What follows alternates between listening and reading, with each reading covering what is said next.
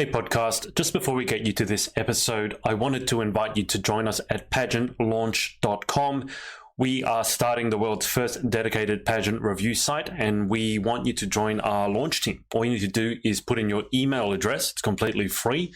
We are looking to make the pageant industry safe, transparent, and fair, and we'd love your input on how to do that. So head over to pageantlaunch.com, whack in your email address, and let's get you to this episode. Hi, I'm Ella Rose Denton, and I'm a state finalist in the 2020 Miss World Australia competition, and today I'm doing my interview with the Pageant Project.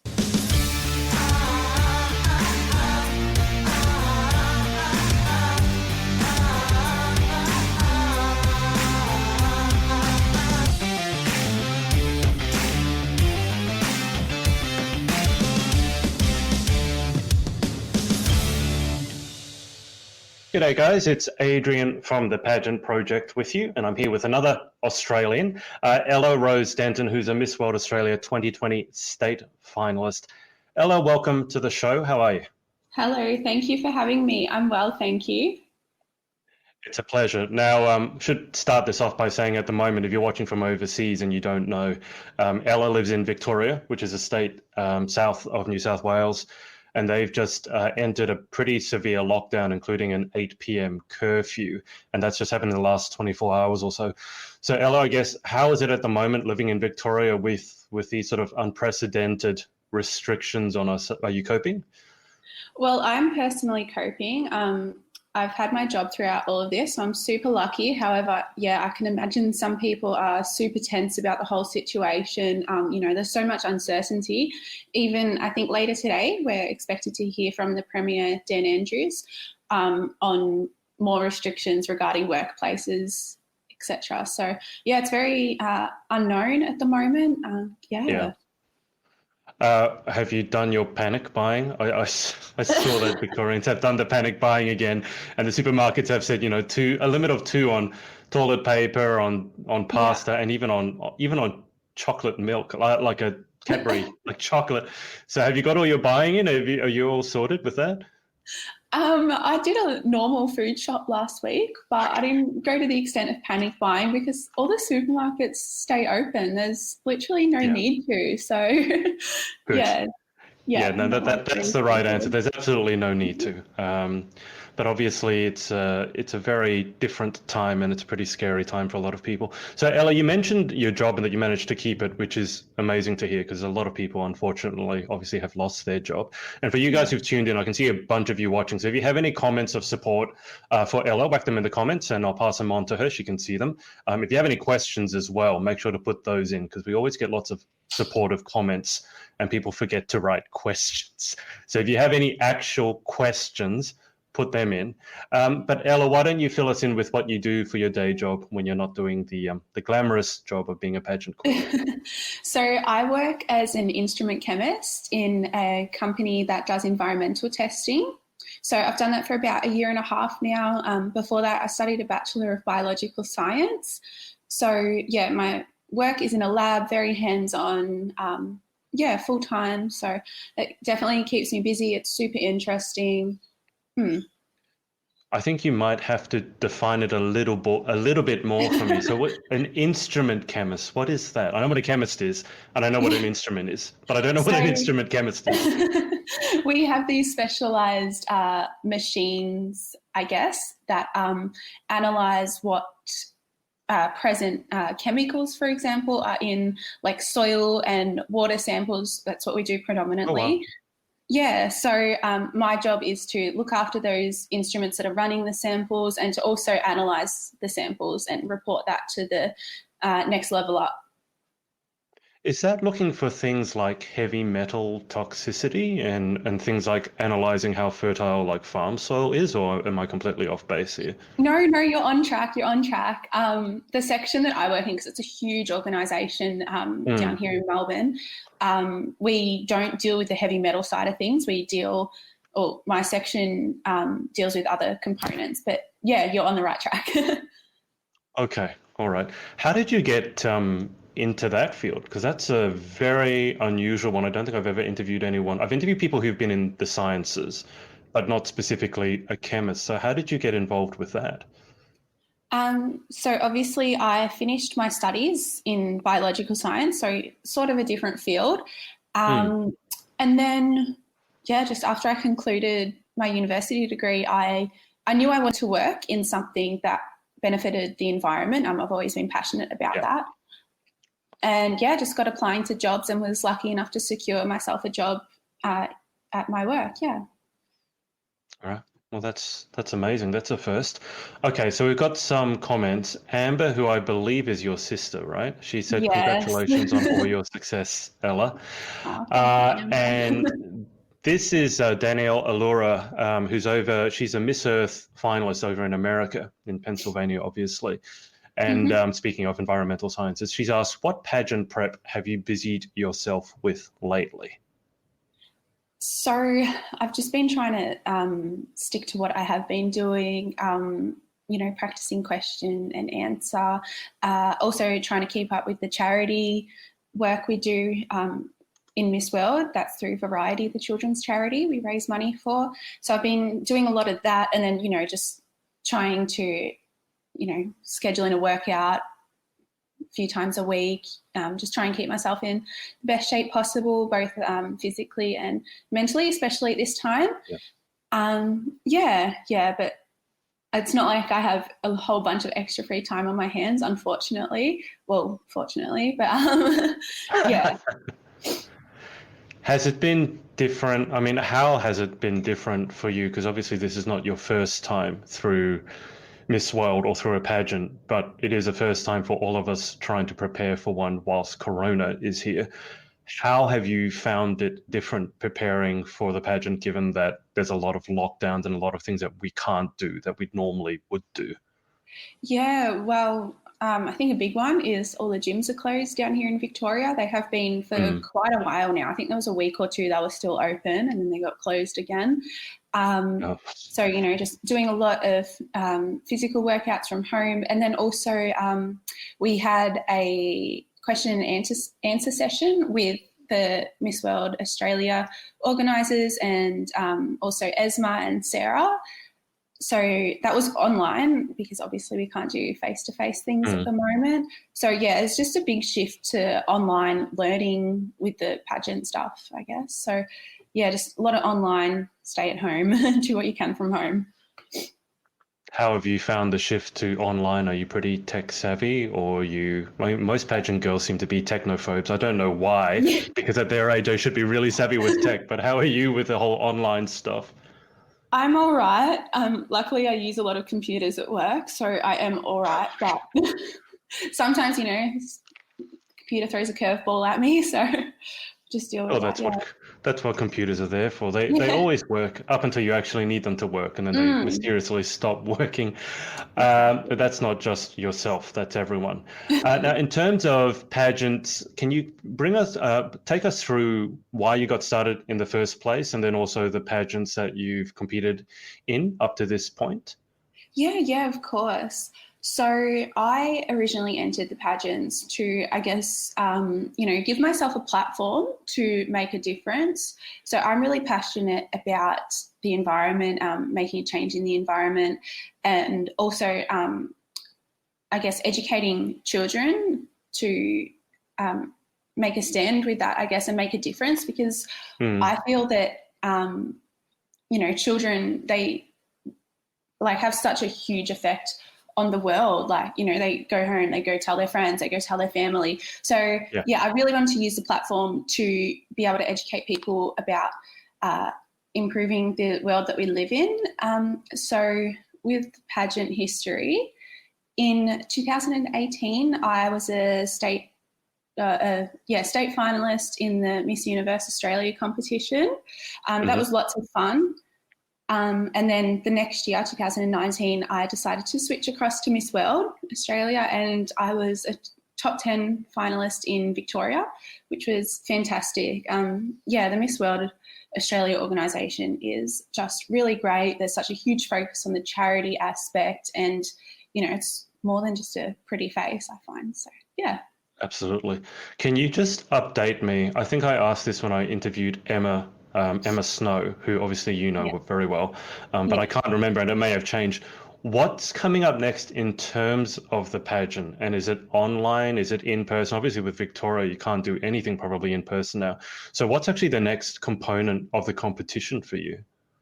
So, for myself personally, the next component is the state finals. I do know that there is still another preliminary final to be held for Right. Victoria. I think Emma mentioned it in her interview. They're doing an online preliminary final for WA. However, That's right. I'm under the impression that they're planning to do the finals towards the end of the year or the start of next year, and then hopefully do the national finals early next year. Yeah, that's what Right. I've heard, but everything's And that, changing. yeah, that could change as well. So whatever you've heard, Definitely. it could change. So probably state finals later in 2020, and hopefully it can be in person at that time. And then Hopefully. national finals, yeah, no. As we said, we don't know. And it's not just Australia. Obviously, the entire world is sort of, Mm, everything is a bit chaotic at the moment. You mentioned that you're passionate about the environment and particularly getting young people to buy into it. And I think it's amazing looking at young people because they're very idealistic. Like they haven't had the yeah. years of sort of, having had the experiences and going, we can't make a difference. Like kids believe they can make a difference and they do.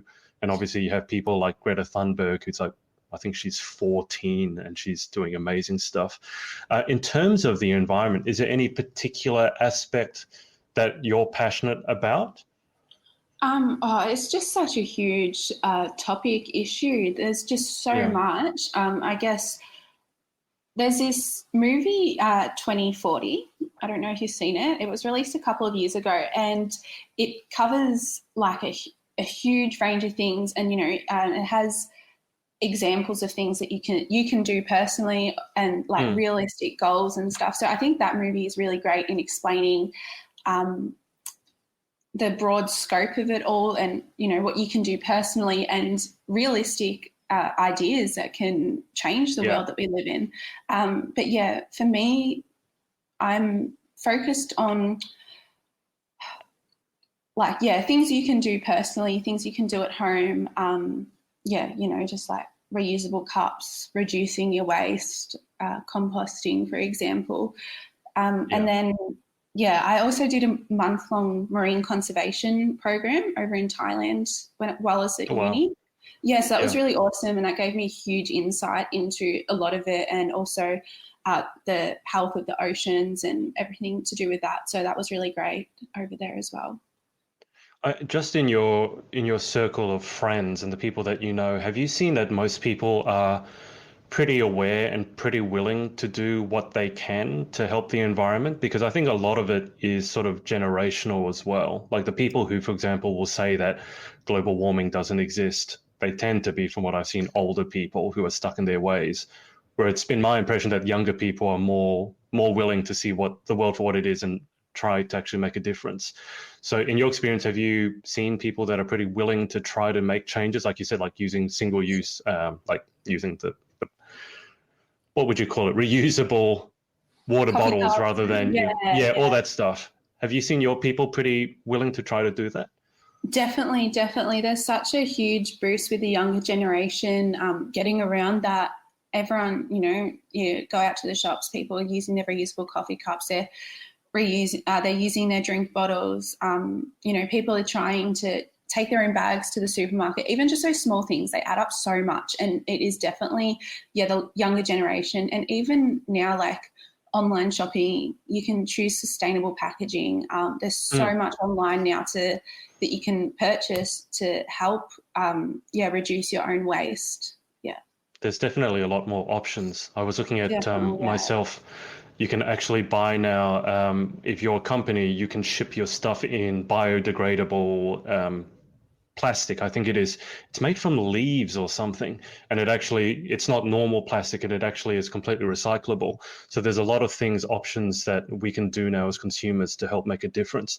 I mean, you've mentioned some of the things that you're passionate about. What sort of practical things have you sort of adopted into your own life to make a difference to the environment? Yeah, so reusing drink bottles. If I get something that's in a jar, for example, maybe trying to reuse that jar to fill up with something else. Try and use things as many times as practically possible. Yeah. I also, where possible, like buying secondhand clothes. There's so many internet sites for that now. So you don't need to contribute to that fast fashion as much. Where possible, though, there's some things you can't buy secondhand. Obviously. And just little things, trying to take public transport or walk, instead of driving like 3 minutes to the supermarket, just take like a 15-minute walk down to the supermarket. There's just so much, like I can't even think of everything right now, but there's just so many little things, and it sort of becomes innate after a while, I find. Yeah, absolutely. It becomes second nature. Yeah, and it's good to see everyone taking sort of individual responsibility, I think, doing what we can. Because, I mean, obviously global warming is a huge issue. And I feel that sometimes people go, well, I can't make a difference because it's the big companies that are polluting, which is true. But I think the change starts with us individually and what we can do. Now, you got a familiar face here. Go, Ella. Can't wait to see you soon and get back to business with you. I guess on the subject of pageantry and people you meet, I mean, who are some of the people that you've met through pageantry who you would consider, that you've made friends with throughout your journey? Yeah. So thank you, Emma, for that comment. Obviously, Emma, she's lovely. We've caught up for drinks after a training session. That was really nice. There's also another lady I met in the 2019 preliminary finals. Indy, she is so lovely. However, she has left me for sunny Byron Bay. So lucky her. She won't be in lockdown either for being in Byron Bay. No, I'm so jealous. But there's just so many great girls that you meet in the pageants. You can ask them for advice. You can, go and catch up and talk about everything. It's just really great. And then on the day, it's a nice and supportive environment. Yeah, it's lovely. What's your favourite component of the competition? Definitely evening walk, getting to do that nice, slow, formal walk and, a beautiful gown. That is my favourite component, yeah. Do you have any favourite designers or favourite colours or favourite gowns? Oh, there's so many stunning ones out there. There's so many. Yeah. Like if I go to the shop, I'm like looking around, like, I want that one and that one, and it's not cheap. Pageantry is not cheap, so thank God you've still got your job. But do you have any like favorite fashion designers or inspirations or things like that? Yeah, so I think like a classic pageant brand, Sherry Hill, they have the most stunning gowns. Even before I got into pageantry, I wore one for my Year 12 graduation. I just loved them. Wow. But they're quite hard to source down here in Melbourne unless you buy online. I find it's difficult to buy something like that online. I like to go and try it on. And there's also a great boutique in Melbourne on Sydney Road, I think it is, Duchess Boutique. And I bought a cocktail wear dress from them, and they have the most stunning beaded luxe designs. Yeah. Yeah, Sherry Hill and all those sort of big American pageant brands, I think they're very difficult to source in Australia in general. Not just in Melbourne. I've always thought that Melbourne is more the fashion capital of Australia than Sydney is. And I say that as being someone who lives in Sydney, but my understanding anyway. I mean, you tell me, isn't Melbourne considered to be slightly more fashionable than Sydney in terms of like what you can buy, or have I got that wrong? I'm sure it's similar, but we've got Chadstone Shopping Centre, the fashion capital of Australia, and it is amazing there. But I'm pretty sure we've got all the same stores and everything. But people down here in Melbourne, super trendy. There's such a huge, diverse range of like fashion styles down here too.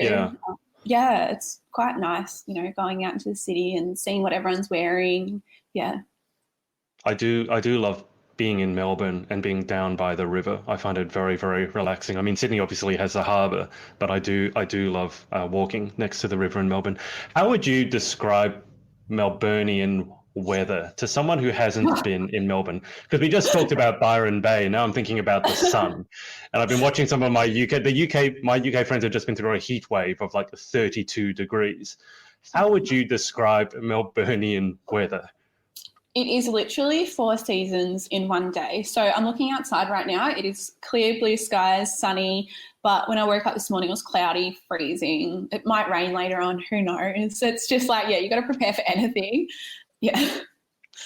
That's so fun because that's what everyone says. I don't even think it's 4 seasons in one day. I think it's 4 seasons in 1 hour now. And I don't know if that is global warming, because when I was down there with my friend from the UK, it was during January. I don't know if you can remember back to January in Melbourne, and there was a couple of days that were absolutely scorching. It was in the 40s.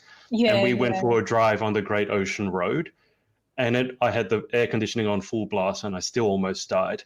Then we went to the airport to leave. It'd been sunny the entire time. And as soon as we got out of the car, it went grey, and there was a massive thunderstorm.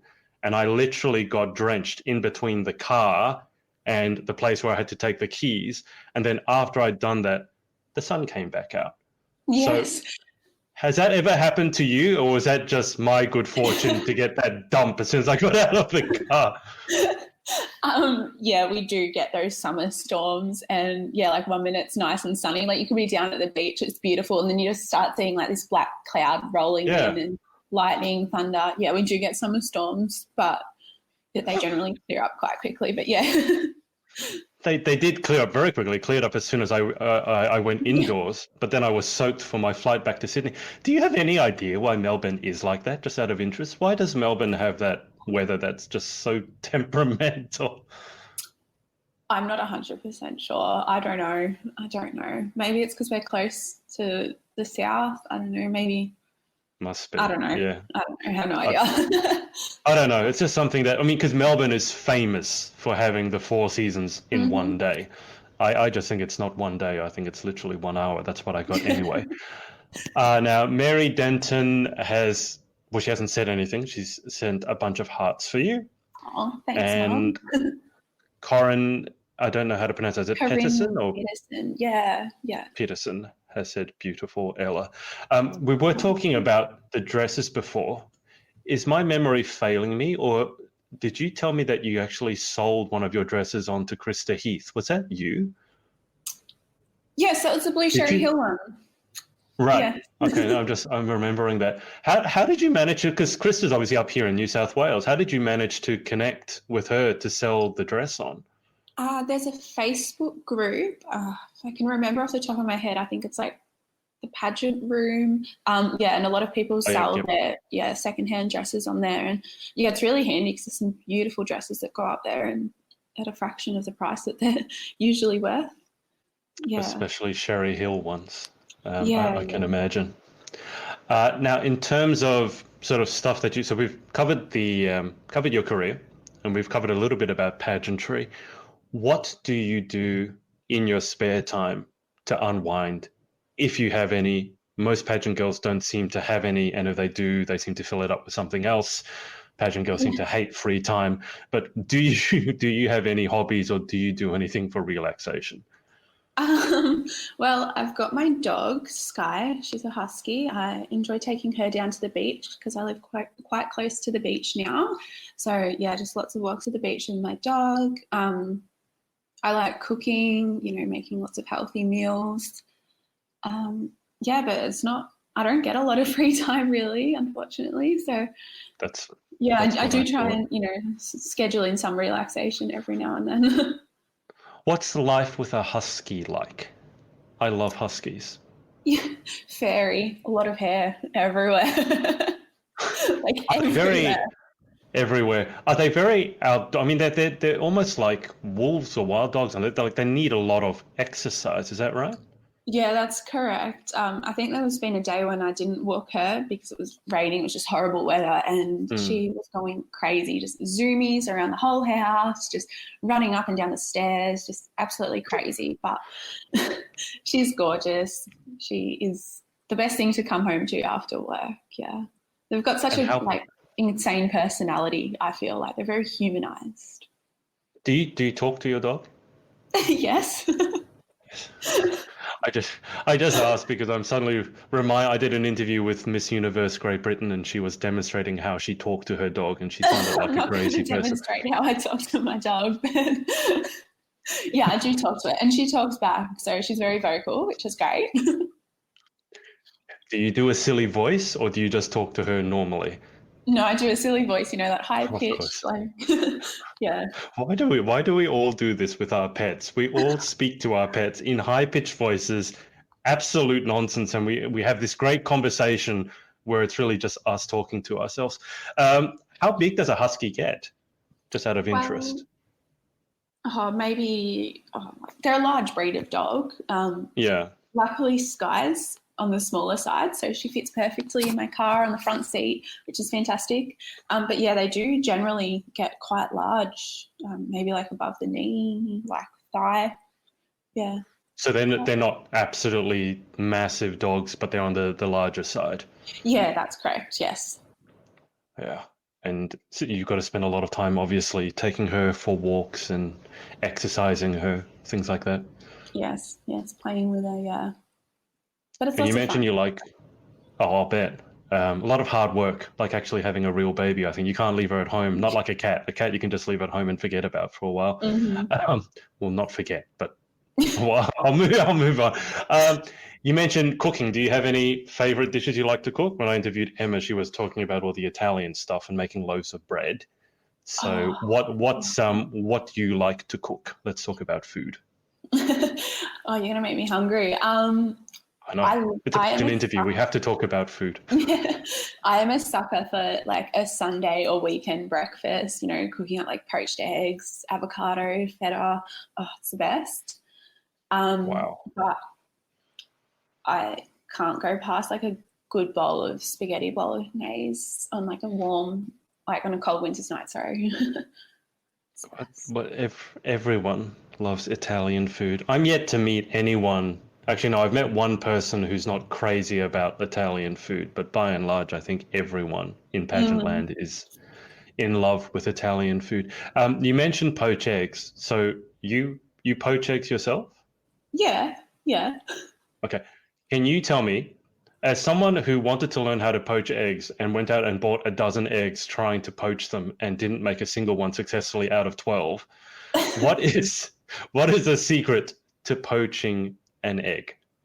All right, so you got to get the water like simmering, like not boiling, just little bubbles coming up, and then you stir it around with like a spoon or something, and add some white vinegar, just like a capful, I don't know, a teaspoonful, just a little bit of vinegar, and then when the water's spinning around, just gently crack an egg in there, and then I don't know, I wait till like my toast is cooked, and then I find the eggs cooked as well, and I don't know, it's not hard. Come on. Well, for me, I mean, why did mine not come together? Like mine just sort of went all over the place and didn't make that nice little egg package. It just sort of became like an egg spider. So what am I doing wrong? Did you put vinegar in it? Yeah, the whole egg tasted like vinegar. I didn't stir it though. Yeah, if you stir it, it just encourages it to stay in a nice little ballish shape. Okay. And you drop the egg on the side, or you drop it right in the middle where the whirlpool sort of is? Yeah, but like close to the water so it doesn't splash everywhere. Yeah. So not from above your head. And no. I might give that another go because I do love poached eggs, but I still have PTSD from trying to make them. I cracked so many eggs. I think I split the yolk of like 2 of the 12. It was just awful. Absolutely awful. I do like cooking, but poached eggs are the one thing that I seem to not be able to make. I can make souffles, I can make everything else, but just not poached eggs. Do you make any desserts? No, not particularly. I used to make a lot of cakes, but I don't know. I'd rather just make a meal now. If I have dessert, it's usually just a cheeky bowl of ice cream or something like that, some chocolate. It's very dangerous to be a good baker during lockdown. That's what I found. That's from women around the world, pageant girls around the world. Everyone seems to have taken up baking, and it's not good for your waistline. Let's put it that way. When you're baking a cake every day. Ella, just before we go to the final 10 questions, is there anyone that you would like to give a shout out to for supporting you along your journey, both in life in general, but also pageantry? And I will say, if you saw Emma's interview, she made an absolute hash of this section. So Emma, if you're watching this, I'm going to point you out as an example. She referred to her friends as fans. I don't know whether they've forgiven her for that. That's great. I love that. Is there anyone that you want to give a shout out to? Oh, you can refer to them as your fans. They probably should be fans, but I probably call them friends first. Anyone that you want to give a shout out to? Sponsors, friends, family, etc. Oh, definitely my family and friends, just for always supporting me, listening to all my pageant stories and, all my adventures, and also, for coming to my charity events and supporting the charity. Yeah, it's just really great to be surrounded by a whole group of friends and family that are just so lovely and supportive. So thank you so much. Have you had any very sort of random adventures in pageant land, like weird ones, spontaneous ones, embarrassing ones? I don't think so. I'm just trying to think. Nothing memorable. So I think that's like nothing bad that's memorable. Like it's all been great and memorable, but nothing bad. No falling on stage or anything, thank God. So yeah. That's good. Touch wood. I should ask, I mean, you've been in a few pageants now. What do you think you've gained personally from being involved with pageantry, like in terms of personal development or skills or things like that? Yeah, so definitely being able to connect with a broader range of people. So like through the charity work, connecting with, a whole range of people, being able to, I guess, put together an event, because before pageants, I had no idea how to plan a proper event. And it's been really great doing that. And just, the whole experience has been fantastic and really rewarding. Do you have any goals for yourself with Miss World Australia this year? I mean, obviously it's a very strange year with Corona, but have you set yourself any particular goals with it?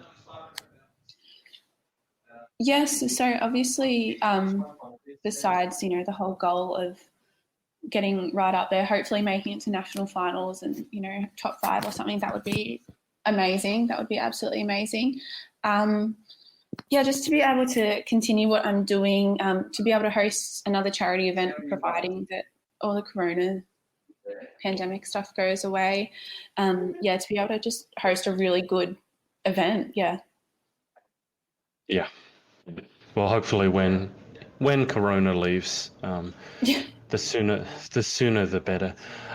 Anyway, let's, Ella, go to the final 10 questions. So, and it's not a speed round. You can take your time answering. For some reason, everyone thinks you need to answer as quickly as possible. Question 1, what is your favorite word? Sky. That's my dog's name. That's fair enough. Question, is that Sky with an E or just Sky as an S-K-Y? S-K-Y-E. That's a nice name. Question 2, what is your least favorite word? Are you going to say moist? No, I'm not, because so many people say moist. I can't really different least favourite word. Probably panties. I just don't like that word. It's just so immature. I have heard that one once before. Just out of interest, how do you feel about the word moist? It's like I wouldn't bring it up in a conversation. I wouldn't say it in a conversation. Maybe I'd use it as the last word possible to describe something that was moist. Yeah. I mean, you used to you bake, right? And that's where the M word comes into it the most, I think, is when you describe a cake as moist. Can you think of another way of describing a cake that's moist without using the word moist? Because I couldn't. You can't describe it as wet or damp. Hydrated. I think lovely cake of mine that's well hydrated. Emma literally can't say the word without cringing, like in her skins. I think it's really, really funny. Question 3. In life, What gets you excited? What turns you on?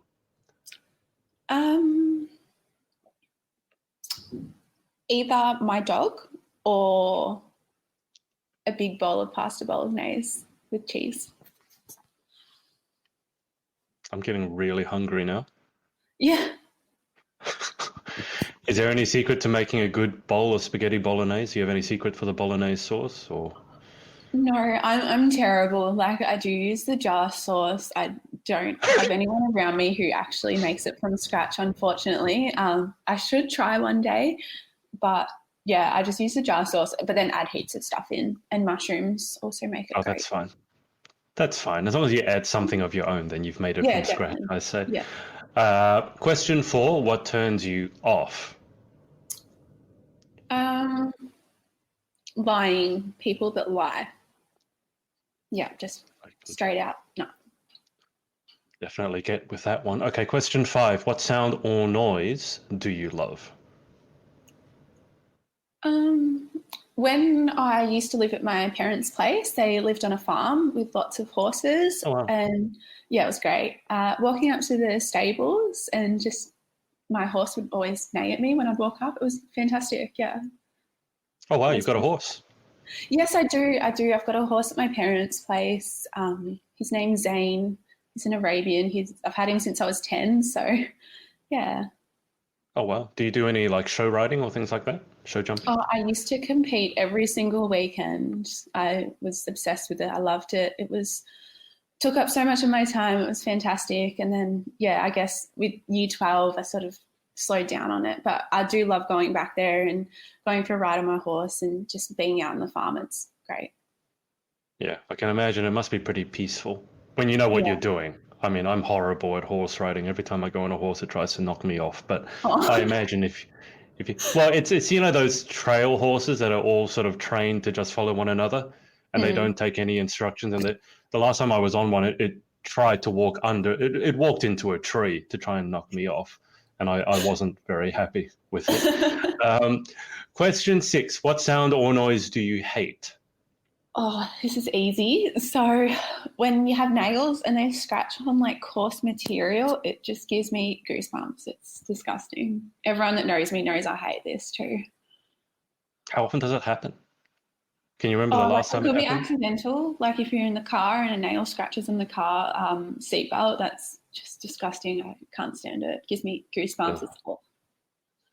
The worst thing the thing that gives me goosebumps is when someone gets, when you got a chip in your nail or something and it tags on something and then you get stuck in something and then you rip your nail off or you rip your nail in half. That just, that gives me goosebumps. Okay, we'll leave nails out of it. Please. Question 7. If you could have any one superpower, what would you pick and why? I would pick seeing into the future. Is that a superpower?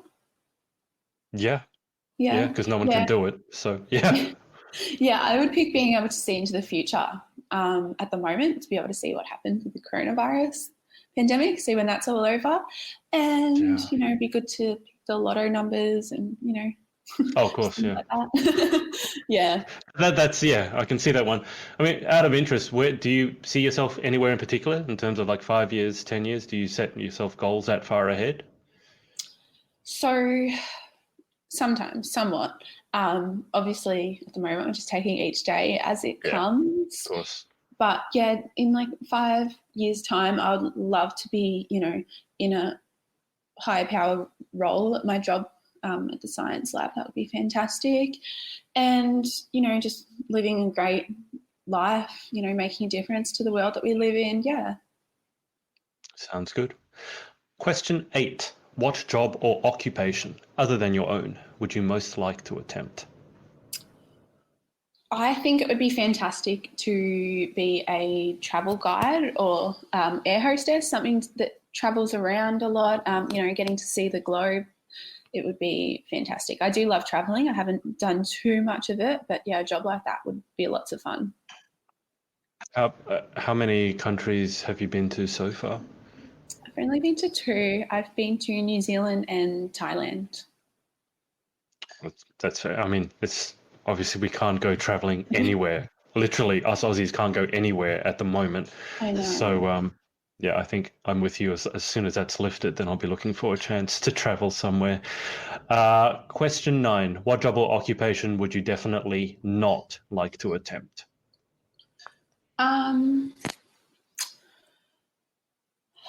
Maybe this is a tough one. Well, it's not really that tough, but there's so many. Probably someone that is in pest control or pest extermination. That'd be pretty gross. Is that because you don't want to kill the pests, or you don't want to see the dead pests, or?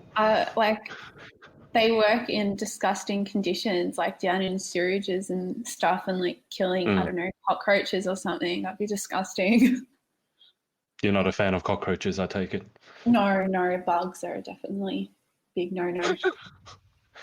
I don't think anyone is a fan of cockroaches. I mean, there's probably, you take any animal or insect in the world, there's probably someone who likes it, but I find it hard to imagine there's anyone who's a fan of cockroaches. Final question. If heaven exists, what would you like to hear God say when you arrive at the pearly gates? It's a really nice question. It's not mine, I stole it. Yeah.